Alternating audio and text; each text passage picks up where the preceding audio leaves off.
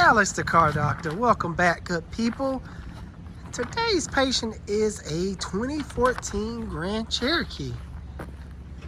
Very nice looking truck, I think. What do you guys think? The complaint on this thing is need some tires. That's my complaint. Man, they pretty bad. They say this thing ran hot. All right. Protection. All right, so, ooh, this door is a little rough. All right, so she ran hot on them. Look like it got 100. What the heck? It ain't even starting. Ooh, that sounds horrible. Ouch. All right, so she's not gonna start. They probably ran this thing so hot that it toasted those head gaskets, unfortunately. Yeah, I knew that wasn't gonna work. All right, so let me start looking into this problem. Let me go get a stick and a jug of water. At least I can still find the issue for entertainment's sake, but I'm pretty sure she have a blown head gasket. I heard no compression as this thing was turning over. All right, I'm gonna grab some stuff. All right, got everything I need. Since the truck can't come inside my shop, I brought the shop outside to the truck. Back to my mobile mechanic days, I guess. So, like I mentioned before, I have a gut feeling it has a blown head gasket, but I'm gonna run tests anyway to get to the bottom of it because that's what good doctors do. Even though something died, don't they still try to look at the cause of death? I mean, I don't know. I seen it on Grey's Anatomy once. I mean, yeah, I guess. All right. So, let's see. I went and got this jump box. It provides a lot of current to spin the engine over real fast. So hopefully it'll give me some results by doing so. So we're about to find out. This is not running. It may not give me a good reading. Make sure the jump box is turned on. And I have a gut feeling of what caused this. I'll be Can I back. guess? Yeah, you guess. Oil cooler. That was my guess. You gotta come up with a new guess. I can't. All right.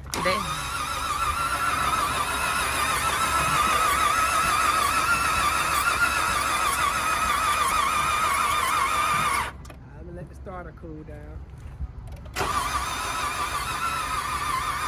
I'm gonna skip straight to the compression check. It's not gonna give results. Guys, this tire is worn down due to the tire pressure being low. You can see how the tire was riding on the edge right here. Like it is now, it's very low. That's a good way to tear up your tires. Just to throw that out there. Put this back. No, not just throw it out there, because then we just get accused of stealing someone's tires. Oh yeah, that's just ridiculous. Yeah, I'm gonna steal your tires. Really? I'm gonna go through all that work to derail them, find used tires. Man, somebody gonna steal some tires. They're gonna take your rim and leave tire. it on bricks like they do in the like hood. who? I don't know, man. Some of these customers, they out here. No, I was gonna say though, they heard me say oil cooler first. Just put that out there. Man, I was gonna say oil cooler. Yeah. So I'm gonna use water for testing purposes. This is not a good idea to use water if you're topping it off or making repairs. Water can damage your cooling system. Ooh, it is bad. You hear it? It is pouring from the oil cooler. I win. I can see it. Oh my gosh. What did I win? A kiss. That is funny. Gosh, that's how important these oil coolers. Yeah, it's just pouring.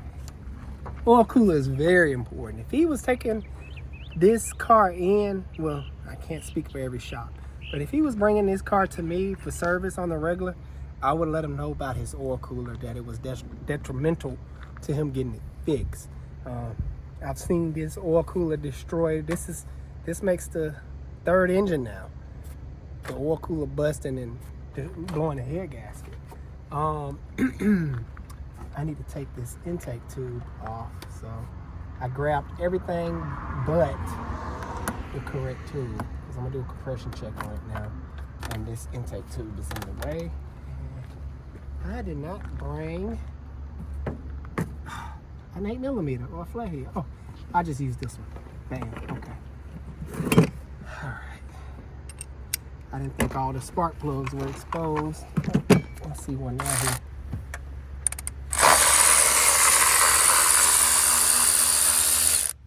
So guys and gals that don't know about blown head gaskets, a blown head gasket is basically a head gasket that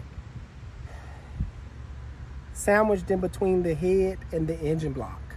It separates, it keeps the coolant out of the combustion chamber. It keeps the oil out of the coolant. It just keeps everything separated. And these modern day engines are aluminum, and aluminum has a, they don't hold up well to heat. They dissipate heat very well.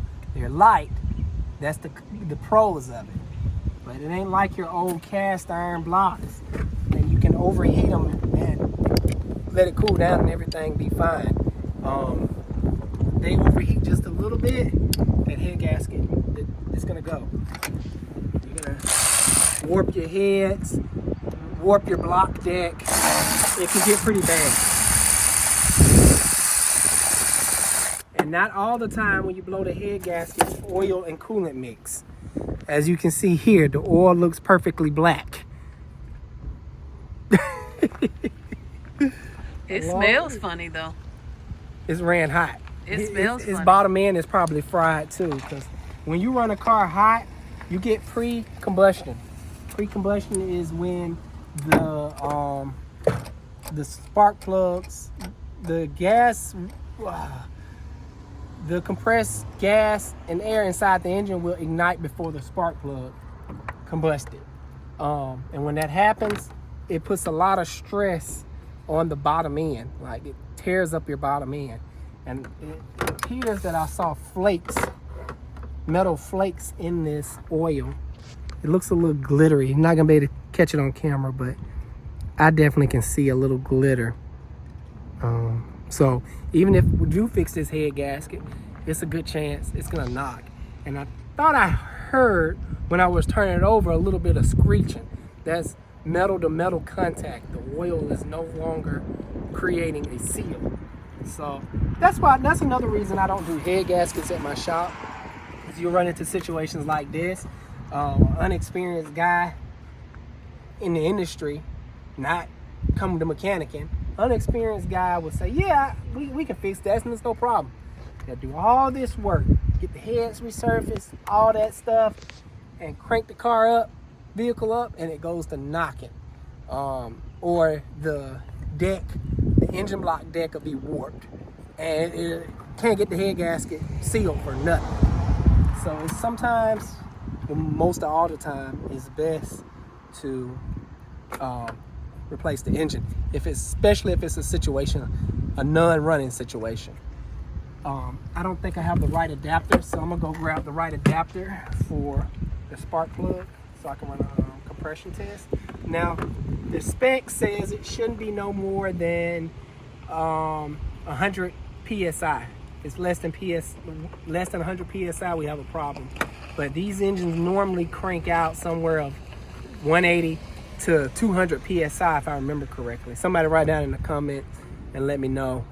I don't quite remember what the peak pressure of these engines are. But I think it's between 180 to 200. So I'm gonna go grab that adapter so we can run a compression check. The compression sounds like, I'm gonna make a guess at it. See what shows I won't up steal on your my- guess this time. Go ahead. I'm going to say between 10 and 30. That's my guess, which is not enough to run an engine at all. So let's go see if I'm right. Let me bring back some of this stuff while I'm going that way. I'm done with it. All right, got my adapter that turns this into the smaller thread pitch. Oh, my nose. Bless you. Ooh, man, my allergies is online today. I don't know. Just, I guess the weather changing or whatnot. Well, you want take your medicine, sweetie. I don't need medicine. You are my medicine. Uh-oh. All right, We're going to get in trouble on this video. All right. I'll watch the gauge. Yeah, watch the gauge. Now, guys, this is not the proper way to do a compression check. The proper way is to remove all the spark plugs and then run the compression check. But it's not getting any compression anyway. The reason you remove all the spark plugs so the engine can turn over very freely and everything can be even versus if the engine had compression, it'd be kind of bouncy, and you don't want that causing unnecessary stress on the starter. So why are you doing it this way? It doesn't have any compression, and I just get a baseline. I know the car don't have any compression, but in order to properly document things, it's best to run my tests, even though my experience tell me the engine is shot. Sometimes it's the equipment, better shown than told type thing. All right, let's see. I'm gonna turn this engine over for about 5 seconds.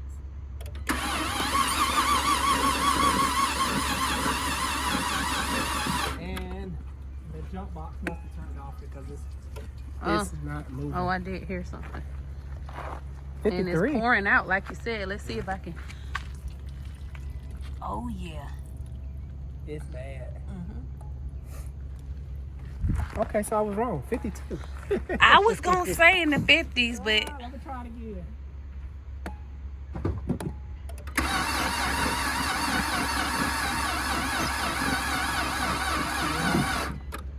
It's done. 51.5. It's not gonna go above that. Now you gotta. That's only in that one cylinder. I'm probably still right if I check all of them. You're not gonna get 50 even in all the cylinders. Some cylinders are worse than others, so gotta keep that in mind. So I was off by 20 psi. I said 10 to 30. Sometimes you win, sometimes you lose, but you live to fight another day. All right, let's give this person a quote, sweetie, and let's see what he could possibly be looking at to get this thing back on the road. Let's see what trying to make it to the destination with the car running hot cost him. I always tell people, don't try to make it. Just, if you see your car running hot, stop. If you see it smoking or smell anything He funny, did mention it was smoking too. oh yeah, it's leaking. The oil cooler busted. Now, these oil coolers can bust in two ways. Both ways causing catastrophic failure if you just keep driving. So way number one, this is actually how my sister destroyed her engine, her Pentastar. Your sister, babe, my sister-in-law. Mm-hmm. She had a Chrysler 200 with the 3.6, and her oil cooler busted in a way where it was dumping oil, just puking oil, just spraying oil everywhere. And she kept driving, and now the engine was knocking. The way number two is this way. The oil cooler busts in a way where the coolant would dump all out the system. And it's gonna give symptoms, guys. If it busts in the first way, it's gonna throw a low oil pressure light, warning light. You're gonna smell oil, it's gonna be smoking, things like that. So it's not gonna be like, oh my God, this happened out of nowhere and I have no warning. You're gonna have some type of warning sign. This is way number two. It just busts and dumps coolant everywhere. I'm always stressing with these oil coolers, if I find them leaking, I always tell people, please get them fixed. I don't care if your wheel about to fall off. No, I don't say that, but Get it done. Yeah, get it done. They'll come in. Quick example. Customer come in for something silly. I'm about to make something up. They say, oh yeah, my hood shock is no longer holding up my hood. I'm like, okay. So I do a courtesy inspection. Tell them about their oil cooler. No, I'm gonna hold off on that. I just want my hood shock. Lady, your hood shock is not gonna cause you to be on the side of the road. This oil cooler will cost you a lot more money too. So just a quick example. Somebody gonna be like, man, that's for real. I got customers like that all the time. Somebody gonna say, engine cover off. Let me fix that. Yeah, these customers, they will surprise you sometimes. Like, we're trying to tell you. I think it's lack of trust in the industry, unfortunately. Oh, definitely lack of trust. You need me to hold? No, don't hold it up with your head. Crazy man. I have a hard head. Yeah, you do. All right. Let's run with that. Let's go. Do my job and create a quote. Yep, I'll meet you inside. Mrs. Car Doctor here. So I'm the one that writes the quotes, especially when our front service writer / front desk person isn't here. The total came out to be about $5,200. I didn't want to film it because, you know, it's private. You know, I don't want to be filming everything. You know what I'm saying? I want to respect the customer's privacy. But basically, an engine used with 150,000 miles, the cheapest I could get was $1,750. The labor is 13-hour job. Plus all the fluids, and then optional if he wants to go with the oil cooler that come with the used engine or just replace with new.